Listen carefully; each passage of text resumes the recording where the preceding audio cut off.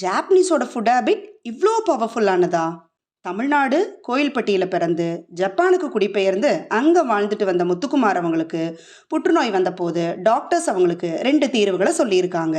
ஒன்று, மருத்துவ உலகம் சொல்லக்கூடிய கீமோதெரப்பி. 2வது, ஜப்பானிய மக்கள் நம்பக்கூடிய ஜப்பானிய உணவு பழக்க வழக்கம். முத்துக்குமார் அவர்கள் ஜப்பானிய உணவு பழக்க வழக்கத்தை தேர்வு செஞ்சாரு.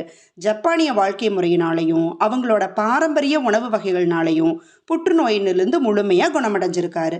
தன்னோட புற்றுநோய் குணமாக காரணமான 2 ஜப்பானிய உணவுகளை பற்றி அவர் சொல்லியிருக்காரு. அதில் முதலாவது சொல்லியிருக்கிற உணவு மீசோ.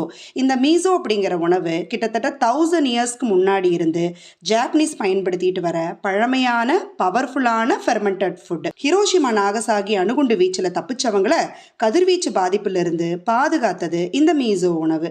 அதுக்கான வரலாற்று பதிவுகளையும் முத்துக்குமார் அவர்கள் குறிப்பிட்டிருக்கார். சோய்பீன், சால்ட்டு, கோஜி இந்த 3ஐயும் சேர்த்து ஃபெர்மெண்ட் பண்ண உணவு தான் மீசோ. இதில் இருக்கிற கோஜி அப்படிங்கிறது ஒரு வகையான ஃபங்கை. பாலை தயிராக்கிறதுக்கு ஸ்டார்டர் கல்ச்சர், அதாவது உரம் நம்ம சேர்ப்போம். அதே மாதிரி ஜாப்பனீஸ் ஃபெர்மெண்டேஷனுக்காக இந்த கோஜியை பயன்படுத்துகிறாங்க. 2வது அவர் சொன்னது பிளாக் கார்லிக், அதாவது கருப்பு பூண்டு. இது புற்றுநோயை மட்டுமல்லாமல் கொலஸ்ட்ரால், லிவர் ப்ராப்ளம்ஸ்க்கு நல்லதுன்னும் ஒவ்வொரு நாட்டிலையும் கடைபிடிக்கிற பாரம்பரிய உணவு பழக்க வழக்கங்களை எல்லாரும் மதிக்கணும்னு முத்துக்குமார் அவர்கள் பதிவு பண்ணியிருக்காரு.